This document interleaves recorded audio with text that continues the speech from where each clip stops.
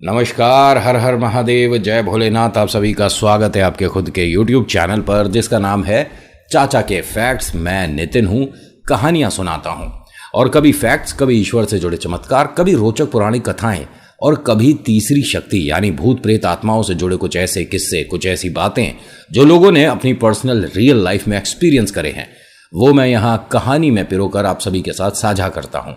अगर आपके पास कोई ऐसा एक्सपीरियंस है जो आप हमसे शेयर करना चाहते हैं तो मुझे मैसेज करिएगा। थोड़ा वक्त लगता है, पहले ही कह रहा हूँ, हाथ जोड़ के आप सभी से रिक्वेस्ट है कि थोड़ा सा इंतजार करिएगा अगर आप मुझे कहानी अपनी भेजते हैं।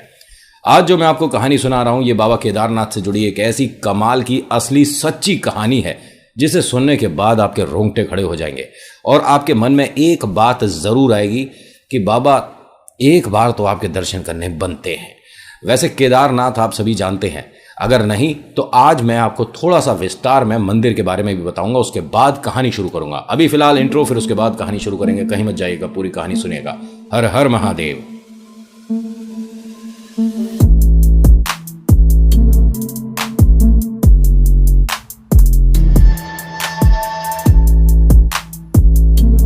अब कहानी को विस्तार से सुनाऊं उससे पहले मैं बताता हूं आपको केदारनाथ के बारे में।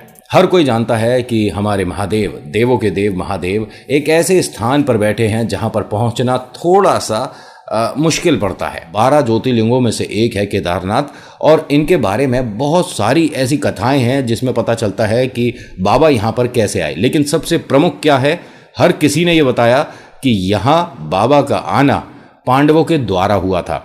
होता क्या है कि महाभारत के इस युद्ध को जीतने के बाद पांडव जो थे बहुत दुखी हो गए, बहुत परेशान कि ये हमने क्या कर दिया। जीत गए, ठीक है, इस बहुत बड़े युद्ध को तो जीत गए, लेकिन मन में एक अजीब सी खलबली सी मच गई कि हमने अपने भाइयों के साथ ही खैर युद्ध करके उन्हें हरा दिया, वो सब मृत्यु को प्राप्त हुए, लेकिन हमसे ये गलत हो गया। अब यहाँ पश्चाताप करने के लिए इन्होंने सोचा कि क्यों ना महादेव के दर्शन करे जाएं। महादेव नहीं चाहते थे इन सभी से मिलना, वो गुस्से में थे, उनको बिल्कुल भी अच्छा नहीं लगा ये जो महाभारत का युद्ध हुआ। अब पांडवों ने जैसे ही मन बना लिया कि हमें महादेव को जब तक नहीं देखते, उनके आगे नतमस्तक नहीं होते, तब तक हमें पाप से मुक्ति नहीं मिलेगी। तो पश्चाताप करने के लिए ये सभी पांडव जो हैं पहुंचते हैं काशी। देखते क्या है, यहाँ पर बहुत ढूंढने के बाद भी महादेव नहीं मिले। अनुमान लगाया कि कहाँ हो सकते हैं, लेकिन कुछ भी नहीं पता चल रहा था। तो एक ऋषि ने यह बताया कि महादेव को मैंने हिमालय की तरफ जाते हुए देखा है। जब ऐसा सुनने में आया तो ये सीधा पहुंच गए केदारनाथ और वहां ढूंढने लगे बाबा को कि ये हैं कहाँ पर। महादेव को जब तक नहीं देख लेंगे बेचैनी बढ़ती जाएगी और हमारा ये जो पाप है ये कभी कम नहीं होगा। महादेव मिलना चाहते नहीं थे तो महादेव ने रूप बदल लिया और वो बैल बन गए। जब बैल बन गए तो एक बैल का बहुत बड़ा विशाल झुंड जा रहा था। महादेव ने उसी झुंड में अपने आप को शामिल कर लिया। जब महादेव वहां से जा रहे थे और वो ये मानिए कि इनसे मिलना ही नहीं चाहते थे, तो पांडवों ने जब बहुत कोशिश कर ली तो यहां भीम ने अपना बहुत बड़ा विशाल विकराल रूप ले लिया और उसने 2 चट्टानों के ऊपर अपने पैर रख दिए कि अब जितने भी बैल हैं वो मेरे पैरों के नीचे से जाएंगे। लेकिन ये नजर किसी और ही तरीके से रखे हुआ था, क्योंकि भीम आप जानते ही हैं ये कम भी नहीं थे।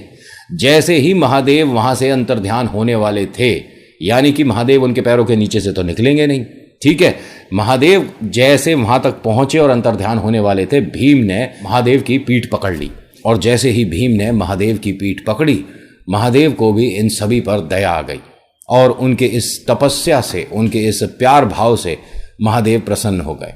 और कहा जाता है कि वो जो भीम ने पीठ पकड़ी थी तो वो जो हिस्सा है वो ही आज केदारनाथ में है। तो जय भोलेनाथ, और हमारी आप सभी की मनोकामना भोले बाबा ज़रूर पूरी करें और कोशिश रहे तो एक बार ज़रूर जाइएगा केदारनाथ। और प्लीज़ ये फ़ोन, सेल्फी, रील्स ये नहीं, सिर्फ बाबा और आप, दिखावा नहीं। दिखावा अड़ोस पड़ोस में कर लो, अपने यार दोस्तों के साथ कर लो, बाबा के साथ उचित लगेगा नहीं। अब आ जाते हैं कहानी पर। बहुत सारा समय मैंने ले लिया आज आपका, लेकिन मुझे ऐसा लगता है कि आपको बातें ठीक लगी होंगी। अगर अच्छी लगी तो प्लीज़ लाइक करिए, शेयर करिए, कमेंट में लिखिएगा हर हर महादेव, आपका नाम, जहां से आप ये वीडियो देख रहे हो वो जगह। अब आ जाते हैं जी कहानी पर। आज की कहानी आनंद और सुमित्रा जी की है। आनंद एक ऐसे पति जो 17-18 साल तक अपने किए वादे को पूरा नहीं कर पाए और सुमित्रा एक ऐसी धर्मपत्नी जो इंतजार करती रही कि कभी तो हमारा भी वक्त अच्छा आएगा और हम भी बाबा के घर जाएंगे। हाँ, हकीकत में इन्होंने शादी के तकरीबन 1.5-2 साल बाद एक सपना देखा। बाबा से अरदास लगाई कि हमारा ये काम अगर पूरा हो जाए तो बाबा हम तुम्हारे धाम आएंगे, यानी केदारनाथ आएंगे। लेकिन वो काम भी पूरा हो गया, बाबा को जो वादा किया वो भी भूल गए और बाबा इनसे नाराज़ भी नहीं हुए। देखिए बाबा मैं महादेव को बोल रहा हूँ, कहीं आप थोड़े से कंफ्यूज हो जाए, क्योंकि मैं बालाजी को भी बाबा बोल देता हूँ, है ना, तो कंफ्यूज मत होइएगा। आज की कहानी में हमारे बाबा महादेव हैं, ठीक है। अब महादेव इनसे नाराज नहीं हुए, और वो क्यों होंगे? सभी जानते हैं कि महादेव से ज़्यादा भोले कोई दूसरे देव नहीं। वो देवों के देव हैं, महादेव हैं, लेकिन किसी भी प्रकार का कोई घमंड, कोई अभिमान नहीं है। क्योंकि अगर महादेव ने अभिमान किया तो पृथ्वी पर क्या, पूरे ब्रह्मांड में कहीं कुछ नहीं बचेगा। आपको पता है, बीच बीच में मैं आपको केदारनाथ से जुड़े कुछ बातें भी बताता रहूँगा। कहा जाता है कि जैसे 6 महीने के लिए द्वार बंद होते हैं ना, तो उस 6 महीने सारे देवी देवता आकर मतलब केदारनाथ में बाबा की प्रार्थना करते हैं। हाँ, जो पट बंद होते हैं, ठीक है। अगर शायद नहीं पता तो किसी विद्वान से पूछिएगा, कोई ऐसे पंडित जी जो जानते हों, या अपने ही घर में किसी बड़े से पूछिएगा कि नितिन जो बता रहा है कि ये जो पट द्वार बंद हो जाते हैं इसलिए तो नहीं कि वहाँ कोई देवी देवता पूजा करते हैं। मैं इसलिए बोल रहा हूँ कि सभी को पता है कि बर्फ़ से ढक जाता है, लेकिन ढकने के बाद, पट द्वार बंद होने के बाद भी घंटियों की आवाज़ कैसे आती है। बहुत सारे साइंटिस्ट आए थे रिसर्च करने, लेकिन कछु हाथ ना आया। जब बाबा चमत्कार करते हैं तो ऐसे साइंटिस्ट तो अपनी साइंस लिए लिए घूमते रहेंगे, कछु होगा ना। होता क्या है कि इन दोनों ने एक सपना देखा था जिसमें कि आनंद जी ने वादा किया था, और इस वादे में शामिल इनकी धर्मपत्नी भी थी कि अगर हमारा ये काम हो जाएगा बाबा तो हम केदारनाथ आएंगे। ये नहीं आए। धीरे धीरे वक्त बदला, धीरे धीरे थोड़े से पैसे वाले भी हुए, और समय जब अच्छा हो जाता है तो हम इंसान जो है ना, भगवान को थोड़ा भूल जाते हैं, है ना। ईश्वर की प्रार्थना मन से कम डर से ज़्यादा होती है। भाई हमें भूत प्रेत से डर लग रहा है, हनुमान चालीसा कल से शुरू कर देते हैं। सच्ची बोल रहा हूँ। अगर आपके मन में प्यार भाव है तो आप चाहे उन्नति कर रहे हो, चाहे आप समय खराब देख रहे हो, आप ईश्वर का दामन छोड़ोगे नहीं। ईश्वर को आप थामे रखो, सच्ची बता रहा हूँ, अपने दिल से लगाए रखो। आप बुरे वक्त में भी ऐसे मुस्कुराते निकल जाओगे जैसे कि कोई बुरा वक्त कभी आया ही नहीं था। अगर अभी चल रहा है ना तो बाबा से अरदास लगा दो, बहुत अच्छा समय चल रहा है। मैं कह रहा हूँ आपसे, बार बार कह रहा हूँ कि कोशिश करिए हर दिन जाकर एक बार जल अर्पण कर दो। ऐसा सावन कभी नहीं मिलता जैसा अभी फिलहाल चल रहा है। इन दोनों ने कुछ समय बाद एक अरदास और लगाई बाबा से, ठीक है। इनके घर के पास जो शिव मंदिर है वहां पर सुबह जाकर 4:30 से 6 बजे की साफ सफाई करते हैं मंदिर में, दोनों पति पत्नी। वो अरदास भी स्वीकार हो गई। भाई साहब, इनके घर 2 बिटियाओं ने जन्म लिया, एक साथ जुड़वा बिटिया। इनकी खुशी का ठिकाना नहीं। इनकी जिंदगी में सारी खुशियां दे दी। बाबा का जितना धन्यवाद करें उतना कम है, लेकिन अपने वादे को तो पूरा कर दो। फिर से इन्होंने बाबा से अरदास लगाई कि हम जरूर आएंगे, लेकिन आए नहीं। केदारनाथ इनके मन में रह गया, तस्वीरों में रह गया, चित्र में रह गया, टीवी पर रह गया। कभी अपनी खुली आंखों से देखना नसीब ही नहीं हुआ। और हाँ, इसके बाद ये और व्यस्त हो गए। घर में इतनी बड़ी खुशी आई, दोनों गुड़ियाओं के साथ कब पूरा दिन निकल जाता है पता ही नहीं चलता। और ये दोनों गुड़ियां ऐसा लक्ष्मी रूप बन के आई हैं, इनका ऐसा भाग्य बदला कि भाई साहब ये आदमी माटी बेचे तो सोने के भाव बिके। ये अपनी दोनों गुड़ियाओं को पूरे ब्रह्मांड की सबसे प्यारी बिटिया कहता है, क्योंकि इसके सिर पर 2-1 रुपए आ गए थे, वो भी उतर गए। बैंक में थोड़े पैसे अच्छे आ गए। जो मकान छोटा सा था वो थोड़ा सा बड़ा हो गया। क्योंकि हम पैसे वाले हो जाते हैं तो लगता है ना सारा समय अच्छा चल रहा है, तो इनका समय बहुत बेहतरीन चल रहा था। जो धर्मपत्नी हैं वो जब किसी शादी ब्याह में जाती हैं तो वो अपनी ज्वेलरी दिखाने से पीछे नहीं हटती हैं, क्योंकि गोल्ड महिलाओं की शान है ना। और वो गोल्ड ऐसे खरीद रही हैं, हर दूसरे तीसरे महीने थोड़ा सा गोल्ड आ जाता है। दोनों गुड़ियाएं जो हैं वो भी बहुत सुंदर, प्यारी, नटखट। इनकी जिंदगी में एक और करिश्मा हो गया, एक और चमत्कार हो गया। बाबा ने इनकी अरदास सुनी और इनके घर एक लड्डू गोपाल भी हो गए। हाँ, अब ये 2 बिटिया, दोनों की जुड़वा और एक बेटा। ये 4 वादे महादेव से करने के बाद मुकर गए। हम केदारनाथ आएंगे, हम केदारनाथ आएंगे, हम केदारनाथ आएंगे, हम केदारनाथ आएंगे, नहीं आए। बाबा को कोई परेशानी नहीं कि तुम मन से मेरे को याद तो कर रहे हो कि एक बार वहां जाना है। बाबा शायद इसी में प्रसन्न हो जाते हैं। कहा जाता है कि केदारनाथ में जब वो परेशानी आई थी, विपदा आई थी, तो बड़ी बड़ी चट्टानें सरक गई थीं। हमारे नंदी नहीं हिले थे। नंदी को जगह बदलने के लिए क्रेन बुलवाई गई थी। क्रेन, एक चौड़ा सा पट्टा नंदी के इस तरह से साइड में से निकालकर जब खींचा गया तो बहुत सारी क्रेन जो थी अपनी मेहनत करके अपने घर को चली गई। नंदी बाबा हिले भी नहीं। बोलो जय भोलेनाथ। बीच बीच में ये मैं आपको बता इसलिए रहा हूं कि थोड़ा आपको अगर मेरी कहानी बोर लग रही है तो बाबा की जो बात बता रहा हूं शायद वो अच्छी लग जाए। उसी वजह से आप कहानी देखो और लाइक करो और लिख दो कमेंट में हर हर महादेव। सब्सक्राइब मत करना, ठीक है? अच्छी नहीं लगती तो कोई जबरदस्ती नहीं करूंगा मैं। ये आपके ऊपर डिपेंड करता है कि इस तरह की कहानी आप दोबारा देखना चाहते हैं या बस ये वाली को देख लेते हैं, बाकी छोड़ भाई, तेरे पास कुछ है नहीं बताने कहने को। अब इनके परिवार में बहुत सारी खुशियां आ रही थीं और ये बाबा से हर बार वादा करके मुकर जाते थे। होता क्या है कि भाई साहब ऐसे करते करते वक्त बीता। गुड़िया बड़ी हो गई, जो बेटा है, जो नंद गोपाल है इनका, और हाँ इसका नाम गोपाल ही है, जो नंद गोपाल है ये भी बड़ा हुआ। अब वक्त ऐसा आ गया कि 18 साल बीत गए भाई साहब पहले वादे को लेकर। पहली बार जब वादा किया था ना कि केदारनाथ आएंगे, तब से अब तक में 18 साल बीत गए। अब ये दोनों एक बार ऐसे ही बैठे थे तो बात चल रही थी कि हमने कितना गलत काम किया है कि हमने बाबा से मतलब जो भी अरदास लगाई वो पूरी करी बाबा को, लेकिन हमने धन्यवाद नहीं करा। इस धन्यवाद को अब हमें अच्छे से करना है। हम सभी लोग केदारनाथ जरूर जाएंगे, लेकिन कैसे जाएंगे? जो बेटा है वो छोटा है, कैसे चढ़ेगा? वो सब हो जाएगा जब बाबा के घर बुलावा आता है ना, तो कैसे भी जाओ बस जाते जरूर हैं।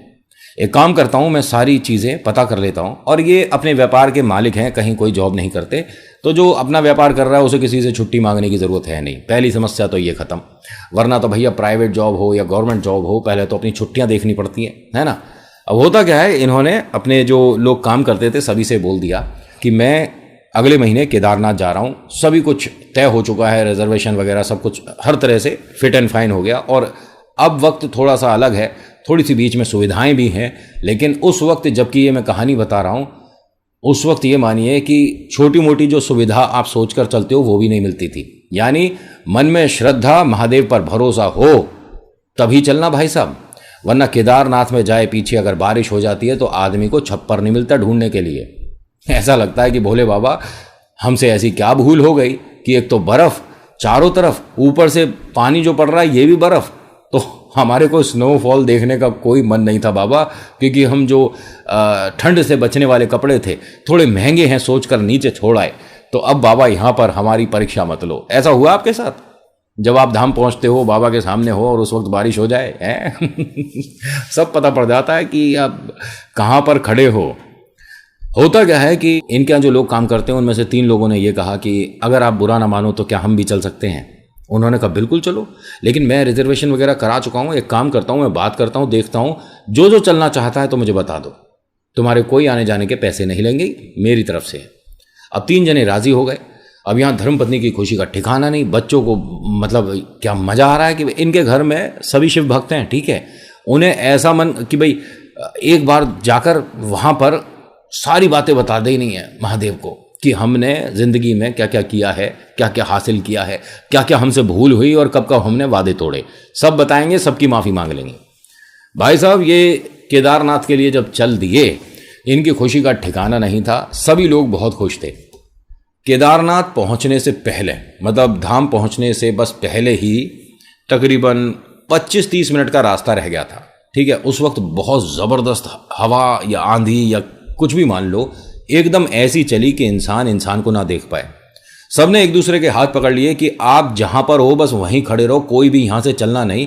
और जब ये हवा बढ़ गई और ऐसा लग रहा था कि बर्फ के थपेड़े पड़ रहे हैं, कुछ भी नहीं दिख रहा था, सब कुछ एकदम सफेद हो गया था, 1% नहीं दिख रहा था, 0% विजिबिलिटी। पिता की आवाज आई कि सभी लोग यहां पर एक गोला बनाकर बैठ जाओ पास में, कोई दूर मत जाना। सभी लोग बैठ गए। अब जब बैठे तो उसके बाद जब हवा शांत हुई तो दोनों बिटिया और बेटा यहां पर नहीं है। वो तीनों आदमी भी यहीं पर हैं और आनंद और सुमित्रा भी यहीं हैं। इनके पैरों के नीचे से जमीन निकल गई कि ये हुआ क्या। मौसम थोड़ा सा खराब था उस वक्त, आंधी तूफान जो था वो बिल्कुल थम गया, लेकिन हल्की फुल्की हवाएं ऐसी हैं कि आपको चलने में थोड़ी सी मुश्किलात होगी। इनकी आंखों से आंसू नहीं रुक रहे। बाबा ने हमारे साथ बहुत गलत किया। केदारनाथ हम ये सोच कर आए थे कि जिंदगी में सबसे बड़ा काम आज करेंगे जो हम कर रहे हैं, लेकिन ऐसा लगता है कि यहां नहीं आए होते तो सब ठीक रहता। हम कम से कम अपने घर पर सुरक्षित थे, सब साथ थे। लेकिन बाबा ये आपने गलत किया कि जो आपसे मांगा और उसका हमने धन्यवाद नहीं करा, वो आपने वापस ले लिया। ये भाई साहब सामने सामने बाबा हैं, ठीक है, वहां जाने के बजाय इधर उधर बच्चों को ढूंढने में लग गए कि बाबा से अब मिलेंगे ही नहीं। मतलब द्वार के सामने खड़े हैं लेकिन नहीं मिलेंगे। कब से सपना था? 17-18 साल से सपना था। लेकिन हम अब तुमसे मिलेंगे नहीं महादेव, तुमने हमारे साथ बहुत गलत कर दिया। मिलना ही नहीं है, कोई भोलेनाथ नहीं होते। वहां चिल्ला चिल्ला कर इसने महादेव को पता नहीं क्या क्या बोलना शुरू कर दिया। यहां एक साधु जी आए और उन्होंने कहा कि बेटे आप जो बोल रहे हो अपने शब्दों पर थोड़ा नियंत्रण रखो, बहुत गलत बोल रहे हो। बाबा के तुम घर आए हैं, उनके द्वार आए, उसके बाद तुम्हारे मन में श्रद्धा नहीं है, तुम क्या बोल रहे हो? उन्होंने कहा मैं अपने बच्चों के साथ आया था और बाबा ने यहां वो समय दिखा दिया जो मैं सपने में नहीं सोच सकता। मेरे 3 बच्चे, 2 बिटिया 1 बेटा मेरे साथ यहां तक थे और उस आंधी तूफान में ना जाने कौन सी उसे बर्फ निकल गई, कौन सा पहाड़ निकल गया मेरे बच्चों को। मुझे केदारनाथ नहीं आना चाहिए था। उन्होंने कहा ऐसा है बेटा, गलती तुम्हारी है। तुम अपने बच्चों को ये सोचते हो कि बाबा से उनको लगाव नहीं है। तुमसे पहले मंदिर में आए बैठे हैं। मेरे बच्चे मंदिर में हैं? हाँ, 2 गुड़ियां हैं जिन्होंने इस कलर की जैकेट पहन रखी है, एक बेटा है जिसने एक इस तरह की टोपी लगा रखी है। वही है? हाँ वही है। मंदिर में कब चले गए? जबकि मंदिर तक वो कैसे जा सकते हैं? जब आंधी तूफान चल रहा था वो हमारे साथ यहां बैठे थे। अब मुझे नहीं पता, देख लो मैं जिनके बारे में बोल रहा हूं कहीं वो तुम्हारे ही बच्चे हैं या कोई और है। यहां से भागते हुए पहुंचे और वो जी पहले दर्शन करके बाहर आ गए। अरे पापा आप कहां थे? हम अंकल के साथ आए थे। बेटा आपको कौन से अंकल ले आए?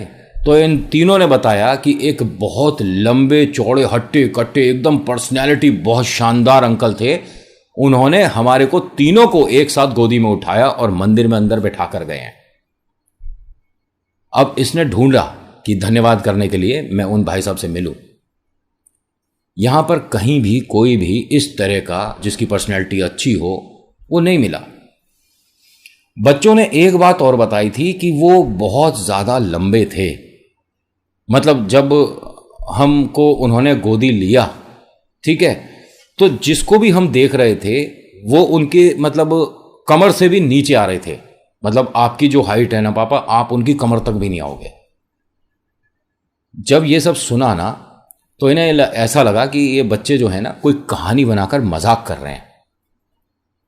अब जरा ध्यान से सुनिएगा, बहुत बहुत ज्यादा किस्मत वाले हैं ये सभी लोग।